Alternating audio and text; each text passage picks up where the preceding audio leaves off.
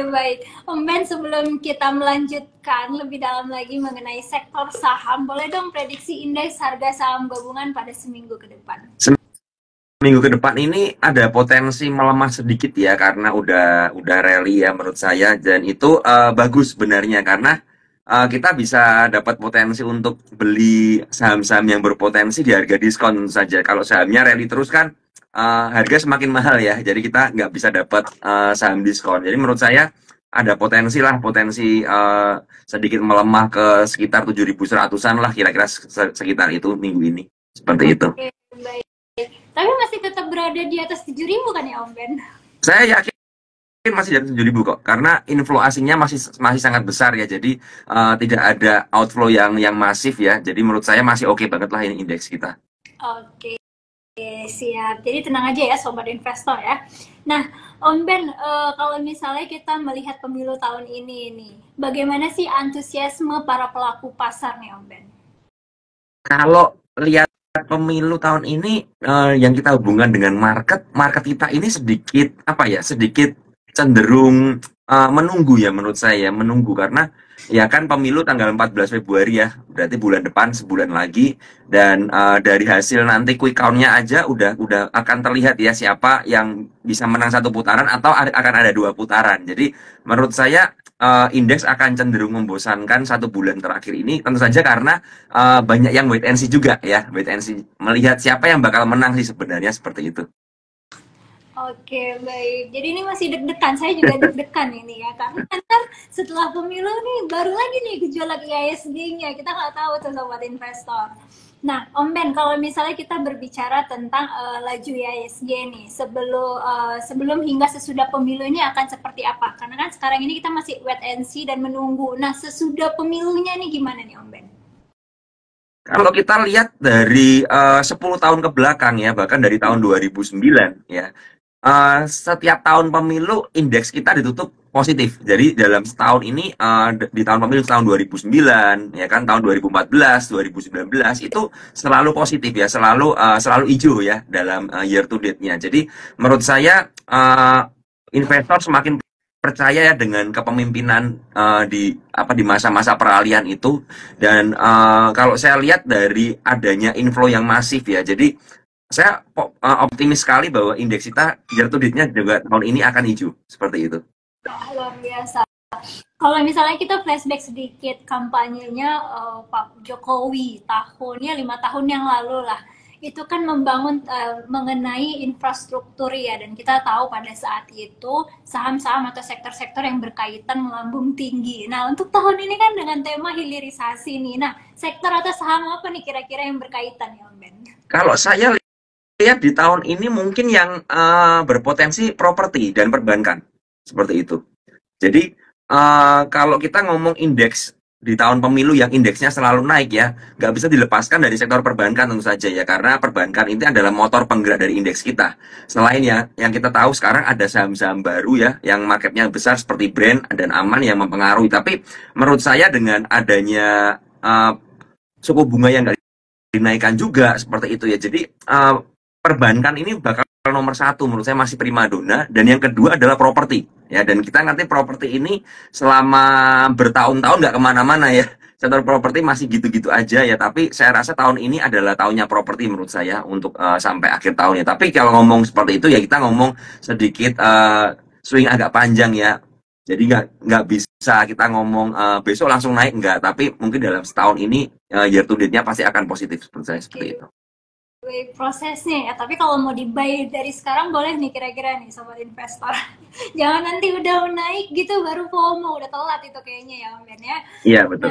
Nah, kalau misalnya berbicara mengenai ekonomi itu selalu ada panggung ya di pasar sahamnya kita. Nah, kalau misalnya kita berbicara dengan sektor yang berkaitan dengan pembangunan IKN nih Om Ben. Karena kan ini udah detik-detiknya ya, siapa penentu calon presiden dan wakil presiden. Nah, ketika sudah terpilih, pasti ada kaitannya dengan IKN. Itu kira-kira sektor apa yang harus kita prepare lah gitu.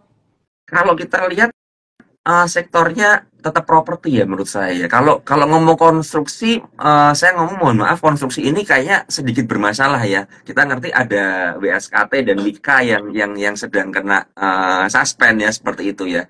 Jadi tersisa hanya Adikarya dan PTPP. Tapi kalau saya lihat di sektoralnya ini masih kurang kurang menarik. Jadi kalau kita ngomong infrastruktur, berarti kan IKN akan membangun banyak infrastruktur ya. Telekomunikasi juga menarik ya menurut saya ya. Itu Excel ya. Ada saham Excel, Telkom seperti itu menarik. Dan kemudian properti ya kita ngerti yang lagi hot-hotnya kan yang terakhir setahun terakhir adalah Pani ya. Ini ada pendatang baru kan, pendatang baru di sektor properti ya. Ini bisa dicermati lah menurut saya ya. Tapi untuk jangka panjang, benar-benar jangka panjang. Jadi properti dan telekomunikasi menurut saya oke lah untuk yang ini. Oke, baik. Nah, tadi baru saja mau kita bahas mengenai telekomunikasi, sektor consumer juga kan lagi menjadi primadona nih ya untuk menjelang pemilu ini. Nah, sejauh ini bagaimana potensi sektor tersebut ya, Om Ben? Kalau consumer itu pasti akan berdampak yang positif ya, karena dengan adanya kampanye itu kan berarti kan ada pembelanjaan dana yang cukup besar ya seperti itu ya, dan kita ngerti uh, sektor konsumer juga udah mulai mulai bergejolak ya, udah mulai bergerak ya. Kita ngerti ada MAPA yang juga sudah all time high seperti itu. Kemudian yang lainnya kalau kita ngomong blue chipnya ya mungkin nggak bisa mengharapkan pertumbuhan yang kenaikan yang banyak ya seperti ICBP, INDF mungkin nggak terlalu juga tinggi, tapi ya kita bisa mencari ke second linernya menurut saya kalau teman-teman pingin apa ya dapat growth yang lumayan ya. Kalau first linernya saya rasa gerakannya juga akan membosankan sekali, tapi kita bisa cermati lah ya sektor konsumer seperti itu.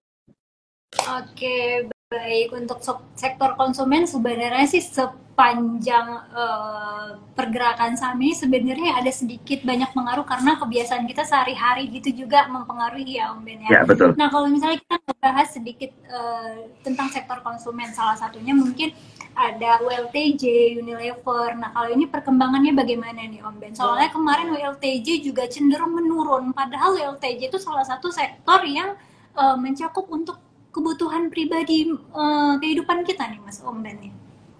Ya kalau kita ngomong ULTJ secara uh, medium term ya, ULTJ ini masih menarik menurut saya ya, masih menarik. Cuman memang ya dia masih bergerak di range 1.800 sampai 1.600-an ya. Jadi itu adalah range yang menurut saya menarik untuk kita cermati. Kalau kita ngomong ke depannya dari secara fundamentalnya juga bahwa apa ya WLTJ ini kan memang kebutuhan yang dikonsumsi terus ya susu ya seperti itu ya. Tapi yang membuat menarik adalah di WLTJ ini kalau kita ngomong secara akumulasinya juga ya ada buyer yang konsisten beli. Cuman memang ya kalau kita ngomong tadi saya bilang ya ini lagi bergerak dalam area tertentu aja ya. Dengan adanya akumulasi seperti ini ya menurut saya menarik untuk kita bermain swing yang medium term ya. Jadi kita cermati aja. Jadi menurut saya kalau dibilang WLTJ ini menurun mungkin enggak, cuman lebih ke arah sideways aja ya, masih sideways aja. Kalau menurun masih enggak sih menurut saya sih. Belum downtrend lah WLTJ ini, cuman memang sideways panjang aja ini. Seperti itu. Kemarin kan sudah sempat ya di bulan Juli tahun lalu, Juli Agustus menyentuh 2.100-an kan seperti itu, dan sekarang ini mulai koreksi lagi dan kejaga di harga 1.600 itu. Oke, baik. Jadi salah satu sektor konsumen ya salah satunya masih sideways ya, tapi ya memang pertumbuhannya itu tetap ada ya Om Ben ya untuk jangka panjang. Oke, nah Om Ben baru-baru ini marak sekali mengenai berita pajak hiburan dinaikkan. Nah, ini sentimennya ini apakah termasuk negatif atau positif ini kira-kira? Dan sektor apa nih yang akan berkaitan gitu? Kan otomatis kalau pajak naik, kita juga berkurang ya interestnya untuk ke situ gitu. Kalau ngomong pajak hiburan, menurut saya kok efeknya nggak terlalu signifikan ya menurut saya. Menurut saya efeknya nggak signifikan dengan pergerakan sahamnya, karena memang ya kita susah ngomong ya kalau memang pajak naik otomatis kan pengusahanya yang teriak ya. Makanya kemarin kan kita lihat berita-berita banyak beberapa yang apa pengusaha-pengusaha hiburan karaoke seperti itu ya. Artis juga banyak teriak-teriak seperti itu. Ini kok dinaikkan dan lain sebagainya. Cuman kalau saya lihat secara logika aja ya dengan pajaknya naik ya menurut saya orang juga pasti akan mencari hiburan seperti itu gitu loh. Jadi ya ngefek-ngefek nggak ngefek sih buat saya. Jadi kalau kamu ngomong apakah berdampak dengan saya, menurut saya kok nggak terlalu signifikan berdampaknya ya Tapi seperti kita itu. tetap butuh hiburan gitu ya. Iya kan kasarannya kan tetap tetap misalnya karaoke naik juga ya, orang akan karaoke juga menurut saya karena itu karaoke adalah kebutuhan yang tersier. Jadi orang-orang yang memiliki budget untuk kebutuhan tersier itu pasti orang-orang yang memiliki ekonomi yang cukup berkecukupan ya di atas ini ya medium high lah seperti itu ya orang yang berkecukupan bukan orang-orang yang pas-pasan mohon maaf seperti itu. Jadi buat saya kalau orang memang punya budget lebih untuk tersier berarti ya memang dia pendapatannya juga akan cukup banyak. Jadi menurut saya ya orang pasti akan mengalokasikan ke sana juga seperti itu. Kecuali beda kalau kita ngomong kebutuhan primer ya. Misalnya kebutuhan beras, harga beras naik dan lain sebagainya, BBM naik. Nah ini baru berdampak dengan ekonomi kita. Tapi kalau kebutuhan hiburan saya rasa nggak akan signifikan karena yang kebutuhan tersier seperti itu. Oke, baik. Jadi untuk pengusaha-pengusaha hiburan mungkin sobat investor tenang aja. Kita tetap membutuhkan hiburan kok ya. Nah, Om Ben, tadi udah sekilas kita mengenai hiburan sedikit berbelok ya dari tema kita hari ini tidak apa-apa. Nah, Oke. kalau misalnya kita berbahas tentang energi dan fosil terbarukan, kemarin itu tahun lalu sempat marak-maraknya nih bahwasannya kita akan mulai konsum dengan energi terbarukan. Nah, ini kedepannya gimana nih Om Ben? Kalau kita ngomong energi terbarukan itu memang harus ya, jadi harus ada transisi karena kan memang pemanasan global dan lain sebagainya, green energy ini menjadi concern. Tapi untuk transisinya ini butuh waktu yang menurut saya nggak langsung berubah seperti itu ya. Dan kita nggak bisa ngomong, oh kemarin kan sempat rame ya saham-saham green energy seperti itu di September sampai Oktober kan rame banget kan itu kan. Jadi saham-saham yang berkaitan dengan EBT dan lain sebagainya itu langsung naik semua. Tapi menurut saya kalau kita ngomong secara switching ya, switching dari apakah langsung fosil akan ditinggalkan, batu bara ditinggalkan, menurut saya enggak karena ya butuh waktu. Contoh seperti ini ya, misalnya kita sekarang ngomong peralihan dari mobil BBM dengan ke mobil listrik. Ini kan juga udah mulai kan, udah mulai orang mulai pakai. Tapi kan untuk membangun infrastrukturnya dan persiapan semuanya itu kan butuh waktu dan mungkin waktunya nggak cuma setahun 2 tahun. Jadi kalau kita ngomong apakah sektor energi yang terbarukan ini akan prospek, iya prospek, tapi butuh waktu yang panjang. Jadi kalau teman-teman mau ngomong invest ke saham-saham sektor EBT ini ya energi terbarukan ini menurut saya ya nggak bisa mengharapkan profit yang langsung karena ini main panjang dan ini mungkin membutuhkan waktu yang bertahun-tahun seperti itu. Sedangkan sektor energi fosil ya menurut saya masih dibutuhkan. Ditambah kan kita ngerti ya ini lagi perang di Laut Merah kan, jadi itu akan sangat bergejolak sekali dengan harga minyak, harga perkapalan seperti itu. Oke, baik. Tapi Om Ben, kalau misalnya mau mulai koleksi nih untuk saham-saham atau sektor energi terbarukan di sekarang ini masih wait and see atau memang ya udah kumpul aja dulu ini udah waktu yang tepat tinggal tunggu waktunya gitu.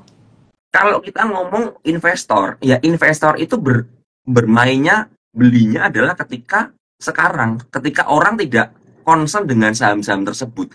Ketika saham-saham tersebut kalau kita ngomong secara TA volumenya rendah ya seperti itu ya dan kemudian terkoreksi atau sideways, nah biasanya para investor itu akan mulai cicil beli. Jadi kenapa begitu? Karena ya logika aja kita kalau mau invest kita akan berinvestasi di instrumen yang masih murah kan seperti itu.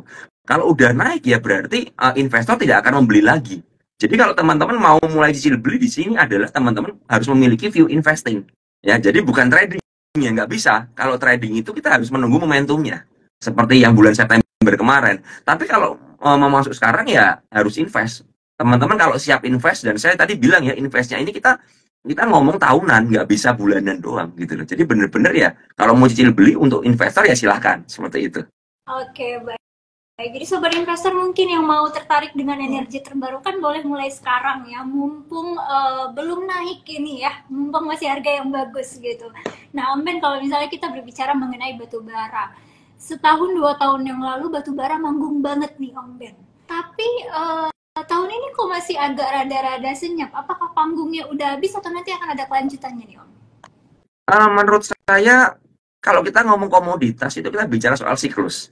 Yang siklusnya memang di tahun-tahun yang tahun 2000 ini ya, tahun 2022 itu memang siklusnya memang peaknya ya. Jadi panggungnya memang di sana. Nah, bagaimana dengan sekarang?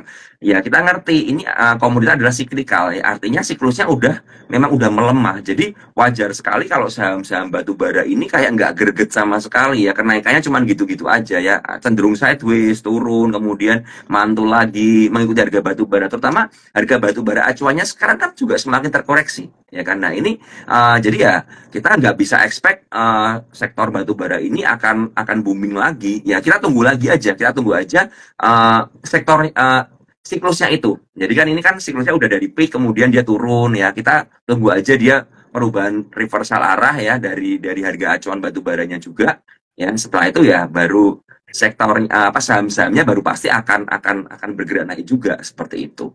Oh, oke, baik. Om Ben, ada beberapa pertanyaan dari sobat investor. Dari @han_dk. Sektor media kira-kira bagus nggak waktu pemilu? Sektor media itu secara historikal bagus ya secara historikal bagus karena kan jelas ya dengan adanya pemilu seperti ini orang kan banyak menggunakan media ya termasuk para calon-calon pemimpin kita yang menggunakan media untuk berpromosi untuk apapun juga itu media dibutuhkan secara fundamentalnya pasti pendapatannya akan naik jadi kalau ngomong apakah sahamnya menarik ya pasti menarik cuman kita harus melihat pemilihan sahamnya dan teman-teman harus menyesuaikan teman-teman ini tipenya apa. Kalau teman-teman tipenya memang bukan seorang investor hanya untuk mencari momentum dan lain sebagainya, tentu saja nggak bisa pakai fundamental doang. Teman-teman harus pakai TA, pakai analisa teknikal ya, supaya teman-teman bisa dapat momentumnya aja. Oh, ini saham ini bergerak uptrend. Misalnya kemarin ya ada saham MNCN ya naik ya seperti itu. Kalian manfaatkan aja momentumnya seperti itu. Kemudian sekarang udah mulai turun. Nah, ini teman-teman harus cek lagi apakah penurunan ini adalah distribusi atau buangan atau memang ada yang akumulasi lagi. Nah, seperti itu. Tapi so far memang media ini tahun ini pasti akan sedikit bergejolak dibandingkan tahun-tahun lalu ya, tentu saja seperti itu. Oke, baik. Karena beberapa faktor, salah satunya pemilu ya, sobat investor ya. Nah, Om Ben, ada pertanyaan selanjutnya dari Mr.DRS. Om, seperti yang Om bilang tadi, kenaikan pajak 40% sampai 70% itu mungkin tidak berpengaruh. Tapi kira-kira ada nggak pengaruhnya sedikit ke sektor yang mana? Kalau ngomong pajak ya, saya tidak melihat ada pengaruh negatif sejujurnya seperti itu ya. Dan kalau kita ngomong saham-saham kita yang kena negatif dari pajak di sektor hiburan, saham-saham hiburan apa aja sih saya juga tidak terlalu menemukan ya saham-saham hiburan apa aja seperti itu. Cuman kalau kita ngomong positifnya justru malah menurut saya akan meningkatkan pendapatan negara ya akan meningkatkan pendapatan negara menurut saya seperti itu jadi jujur ya saya tidak menemukan negatifnya dari sektor pajak ataukah pariwisata terdampak saya rasa nggak terlalu kembali lagi karena apa karena ini yang hiburan adalah tersier kebutuhan tersier jadi yang bakal ngefek itu adalah sebagian kecil dari masyarakat kita ya karena ya tadi penjelasan saya ya ini ada satu teman bilang Lucy ya saham Lucy saya rasa juga nggak terlalu ngefek ya karena saham Lucy ini sedikit ya likuiditasnya kecil juga jadi ya mungkin kita ngomong lebih ke arah penny stock ya jadi ya penny stock kita nggak bisa ngomong secara fundamental seperti itu jadi begitu sih menurut saya. Nah, seperti yang udah kita jelaskan tadi ya sobat investor karena kita juga masih butuh hiburan ini jadi untuk pengaruh negatifnya mungkin ya sedikit banyaknya itu sebenarnya yang tidak berpengaruh gitu ya. Oke, Om Ben, kalau misalnya kita ngebahas tentang bank digital nih, beberapa waktu lalu bank digital itu sempat manggung lagi. Nah, ini kedepannya gimana nih Om Ben untuk bank digital? Saya lihat bank digital yang paling bagus dan top leadernya adalah sekarang Arto sampai saat ini ya. Kenapa begitu? Ya kita lihat dari sisi akumulasinya juga masih bagus banget ya. Kalau dari trennya dari TA-nya juga menarik ya, udah ada reversal seperti itu untuk Arto. Jadi apakah masih bisa ke depannya masih oke? Menurut saya untuk Arto masih ya, untuk Arto masih. Tapi untuk yang lain seperti BBYB seperti itu, menurut saya kalau BBYB ini lebih condong ke arah koreksi ya, ke arah koreksi. Mungkin kalau Artonya nanti naik, BBYB akan sedikit ada sentimen, cuman power utamanya ada di Arto menurut saya untuk bank digital seperti itu. Kemudian untuk bank-bank lainnya menurut saya juga paling akan ketika Arto naik paling akan ikutan manggung lah, ikutan manggung di kita seperti itu. Tapi key leadernya adalah Arto. Menurut saya seperti itu. Oke, baik. Nah, Om Ben ada pertanyaan selanjutnya dari Jamie Hartono. Om, kalau LPPF saat ini sedang bagaimana nih menjelang pemilu? LPPF untuk sekarang saya lihat memang kemarin sempat dia ada reversal, cuman secara teknikal kan juga kena resist dan udah tutup gap di 2400 seperti itu ya. Jadi sekarang ini saya lihat pembentukan low baru ya. Jadi ini jangan sampai LPPF ini turun dari di bawah 1900 menurut saya. Kalau di bawah 1900 ya ini agak sedikit rawan sih, karena secara trennya juga LPPF masih downtrend ya, seperti itu ya, masih downtrend banget ya. Jadi ya dan saran saya untuk saham-saham yang downtrend seperti ini, teman-teman jangan buy and hold dalam jangka waktu panjang sebelum trennya berubah arah, kecuali teman-teman memang mau invest secara ini ya fundamental ya, secara fundamental ya, seperti itu. Jadi buat saya LPPF menurut saya masih tradingin dulu aja lah, belum terlalu oke banget lah ya, seperti itu. Oke, baik. Om, pertanyaan selanjutnya dari @Ronald Richard. Bagaimana dengan sektor saham rokok seperti HMSP dan GGRM dengan adanya kenaikan cukai? Untuk rokok menurut saya HMSP ini kan memang nggak gerak kemana-mana ya, selama udah panjang sekali ya ini ya, udah lama sekali nggak gerak kemana-mana. Dan sejujurnya untuk rokok ini adalah salah satu sektor yang menurut saya udah sunset banget ya, udah sunset banget, terutama di GGRM ya, di GRM karena ya kita ngerti secara tren juga udah downtrend banget. Cuman yang HMSP masih ada sedikit momentumnya karena dia kan ada rokok elektrik ya. Jadi masih ada secara fundamentalnya juga masih oke, pendapatannya juga masih oke, seperti itu. Nah, kalau ngomong rokok, saya malah lebih tertarik pada Wismilaknya daripada HMSP sama GGRM. Ya. Oke. Jadi saya lebih tertarik sama Wismilak daripada HMSP. Wismilak kemarin udah koreksi dalam ya, koreksi dalam. Nah, ini kita tunggu. Kalau secara fair value-nya udah cukup murah sekarang di harga sekarang ya. Cuman buat teman-teman yang tidak bermain secara fundamental ya, teman-teman tunggu pembentukan supportnya aja. Tapi ini jujur aja untuk Wismilak menurut saya udah menarik untuk kita pantau seperti itu. Oke.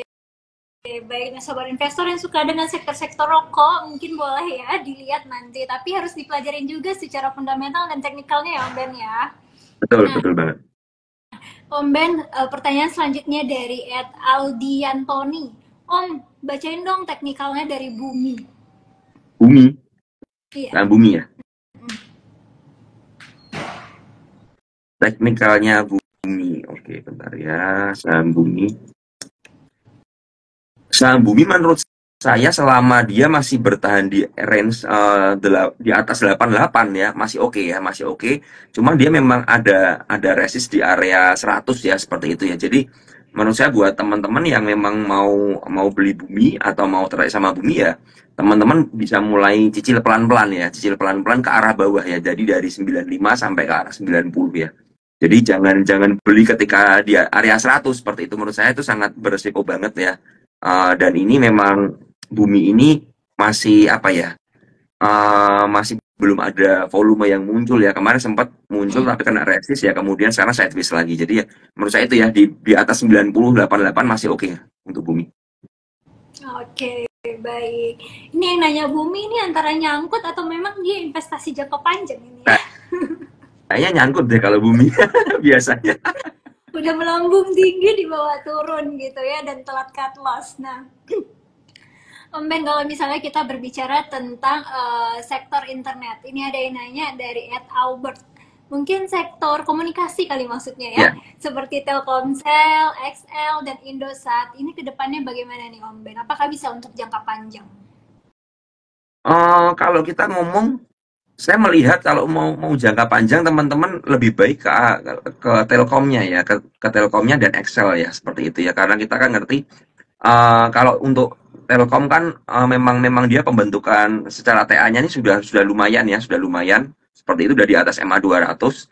Kemudian kalau Excel ini juga akumulasinya bagus dan kita ngerti bahwa Excel kedepannya ini akan merger dengan Friend ya, dan tentu saja kalau Excel merger dengan Friend yang diuntungkan tuh Excelnya bukan Friend-nya. Jadi kita ngerti di area 2000-2100 kemarin ada akumulasi yang cukup besar sekali dari Excel ya, di saham Excel seperti itu. Dan teman-teman silahkan kalau memang tertarik ya cari area koreksinya ya. Tentu saja memang area resistnya ini di 2300 targetnya ya.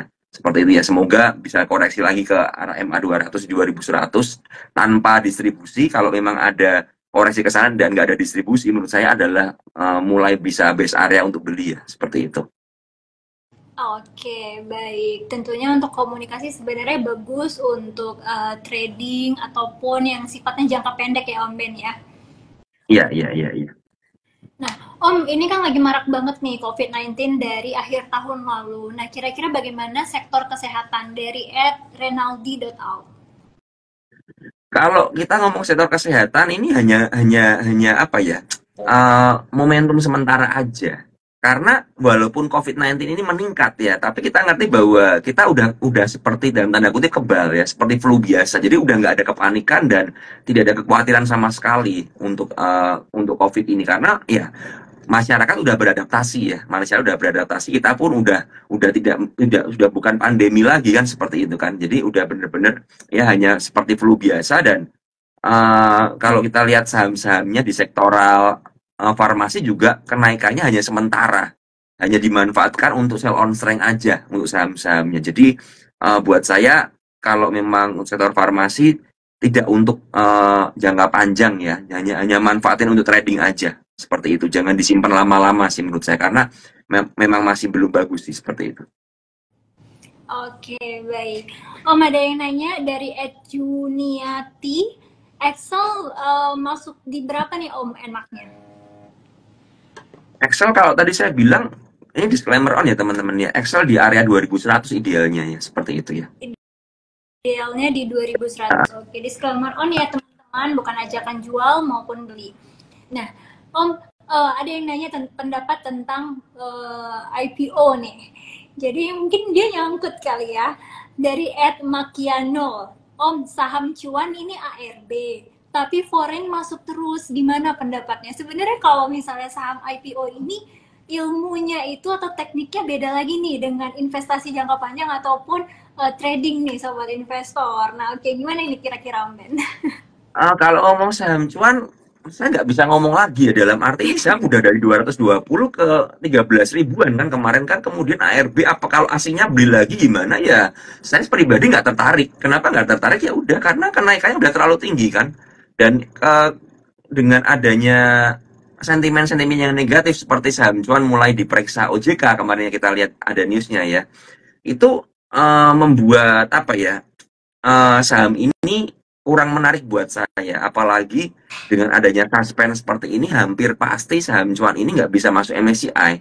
Kan seperti itu. Jadi ini menambah sentimen lagi yang negatif buat saham ini. Jadi udah kenaikannya udah terlalu tinggi ya, udah dari 220 kita lihat ke 13.000 seperti itu ya. Jadi apa yang kita harapkan lagi dari saham ini? Kalau asingnya beli gimana? Ya udah biarin aja. Karena kan kita nggak pernah ngerti asing beli itu. Meskipun teman-teman bilang, wah asingnya beli nih Om Ben. Misalnya hari ini beli 5 miliar atau beli 6 miliar. Kan kita nggak pernah ngerti 6 miliar itu jangan-jangan cuma tes slotnya asing ya kan seperti itu. Jangan-jangan mereka hanya melakukan tes aja ya.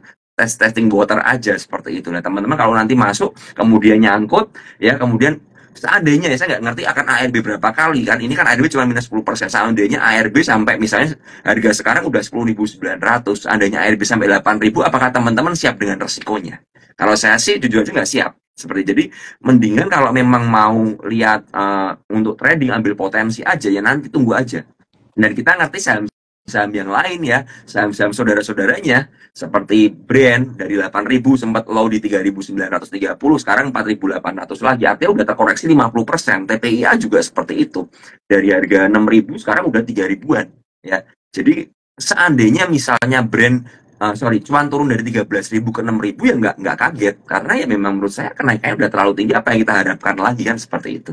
Jadi hati-hati ya dengan saham seperti ini, udah rally tinggi soalnya. Oke, baik. Jadi sobat investor cek dan dicek lagi ya secara fundamentalnya. Jangan asal masuk nih sobat investor, sayang duitnya ya. Gunakan money management. Nah, Om, kita beralih ke sektor teknologi nih sebentar. Kemarin itu kita ngebahas tentang Goto sudah banyak banget nih buangan sahamnya. Nah, ini kira-kira gimana nih pendapat Om Ben? Apakah masih bisa untuk jangka panjang? Ada harapan tidak, Om? Goto menurut saya selama dia nggak turun dari 80 ya, menurut saya masih oke. Nah, anehnya seperti ini teman-teman. Walaupun banyak buangannya, ya pertanyaannya, kenapa sahamnya nggak rontok? Ya, artinya kan ada perang antara buyer dan seller yang sangat masif. Dan ini menurut saya, Goto ini Clash of the Titan ya. Menurut saya ini perang gajah ya, perang raksasa banget di sini ya, dimana kita lihat foundernya pada berjualan, tapi ada yang nampungin terus ya kan. Ya, kita ngerti dengan adanya Clash of the Titan begini ya, menurut saya sih better kita tunggu di area demand yang kuat ya, itu di dekat-dekat 80-an ya. Jadi seandainya misalnya jebol ke bawah pun kita punya stop loss yang sangat terukur sekali dibandingkan kita harus FOMO ya. Dan dengan adanya kepemilikan 70% dari masyarakat ya, menurut saya Goto ini benar-benar perusahaan publik ya, ya benar-benar liquid dan lain sebagainya. Jadi menurut saya ya dengan guyuran seperti tapi nggak rontok ya, ya masih ada potensi, apalagi sekarang sideways ya tadi saya bilang ya, selama di 80 masih kuat ya, kita bisa manfaatin aja, kita beli di 80, kalau naik nanti mungkin kena resist di 89 90 bisa mulai bongkar lagi seperti itu kan, nanti cari entry lagi ya seperti itu. Oke, baik. Sebenarnya kalau kita ngebahas tentang saham Goto, secara produksi perusahaan itu cukup bagus ya, seperti Gojek, GoFood. Kita kan butuh ya, Om Ben ya, tapi mungkin Ya belum betul betul betul. saatnya untuk manggung kali sahamnya. Nah, Om Ben ada yang nanya dari @Agustivo Danti, Om, kalau saham Medco gimana? Fundamentalnya bagus, tapi kenapa susah banget untuk naik? Kita lihat Medco itu memang fundamentalnya bagus banget ya, menurut saya Medco salah satu yang fundamental bagus, tapi ini kan saham, sekali lagi saham yang dipengaruhi oleh pergerakan komoditas minyak ya. Kita ngerti walaupun apa ya, harga minyak dunia ini seperti ditahan terus, jadi walaupun bergejolak ya, ada perang dan lain sebagainya, tapi harganya nggak bisa melejit ya, karena terus mereka terus menekan harga minyaknya. Dan tentu saja kalau harga minyaknya tertekan seperti ini, nggak dikasih naik ya, makanya ya saham Medco ini di situ-situ aja. Tapi bukan berarti saham Medco ini nggak bisa kita cari entry-nya ya. Kalau kita lihat dari kemarin, dari rebound dari harga 1.000 ya, harga 1.000 udah sampai ke 1.300, kemudian sekarang di 1.240, menurut saya cukup oke ya, cukup oke.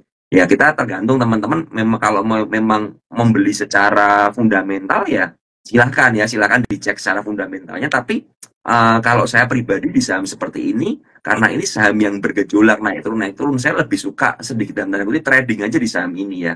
Dan saya masuk berdasarkan TA dan akumulasinya aja seperti itu. Kalau hold jangka panjang, menurut saya itu membutuhkan ketahanan yang benar-benar harus kuat ya, karena saham ini bakal fluktuatif banget lah. Nanti harga minyaknya terkoreksi, dia akan gap down. Nanti besok lagi minyaknya naik, dia akan gap up lagi seperti itu.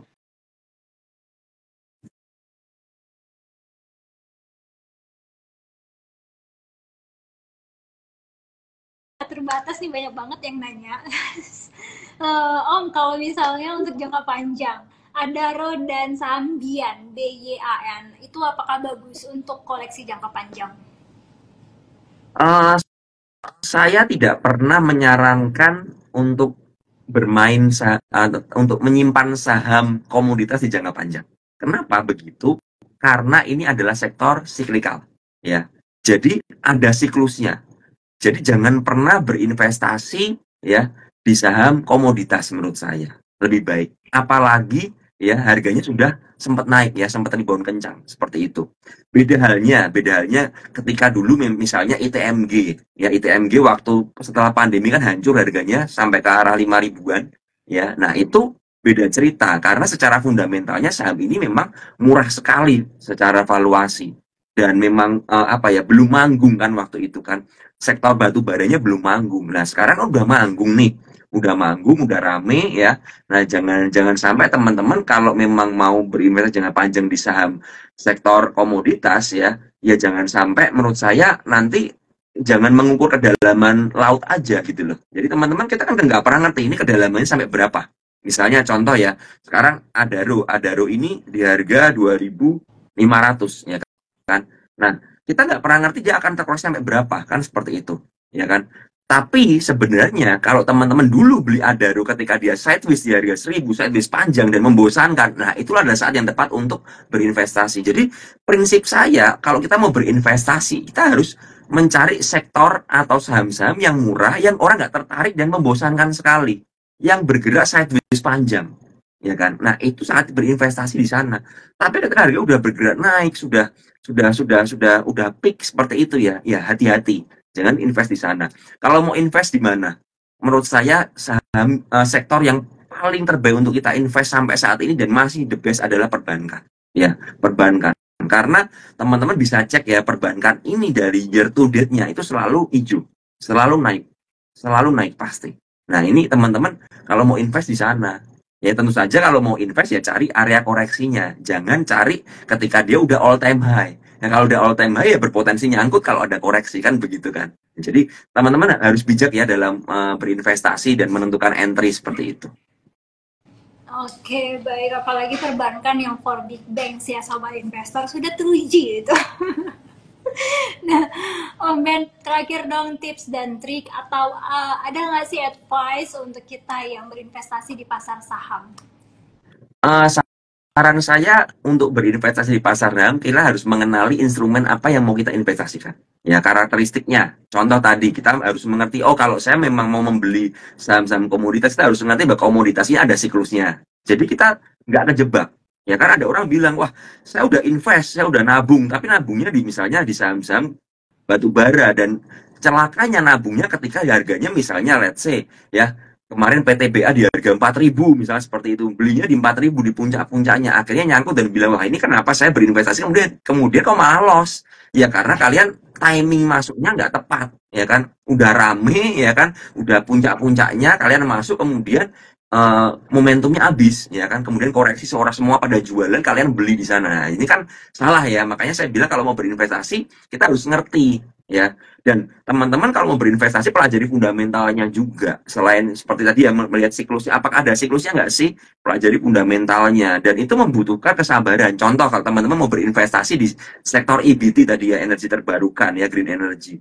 ya kalian harus ngerti bahwa ini bakal panjang perjalanannya kita harus memilih ketahanan seperti itu ya kalau kita mau invest di sana ya udah kita harus sabar bertahun-tahun menunggu sampai kapan ya sampai memang semuanya siap dengan peralihan yang ada. Nah, ketika udah ada peralihan yang ada, nah teman-teman akan menuai di sana. Tapi kan membutuhkan proses yang panjang. Jadi pelajari baik-baik. Kebanyakan teman-teman ini berinvestasi, pinginnya invest, ya kan? Tapi harapannya apa? Saya invest hari ini, naik besok. Jadi akhirnya kita memiliki apa ya mindset yang salah, ya kan? Kita maunya menabung tapi pinginnya dapat cuan beggar dengan segera kan karena ke teman-teman mungkin lihat rekan-rekan yang lain ya beli saham IPO beli hari ini besok naik besok arah ya kan kan seperti itu kan nggak bisa jadi ya kenali instrumen yang kalian mau beli kemudian pelajari baik-baik dan miliki landasan kenapa kalian harus beli itu ketika kalian yakin kalian harus beli itu dengan analisa kalian udah pelajari udah dibedah baik-baik ya udah percayai apa yang kalian udah pelajari miliki keyakinan itu aja ya jadi kenali resikonya seperti itu. Oke, baik. Yang penting jangan FOMO ya sobat investor ya karena Indonesia nih investornya cenderung FOMO ini masih kebanyakan nih sobat. betul betul banget.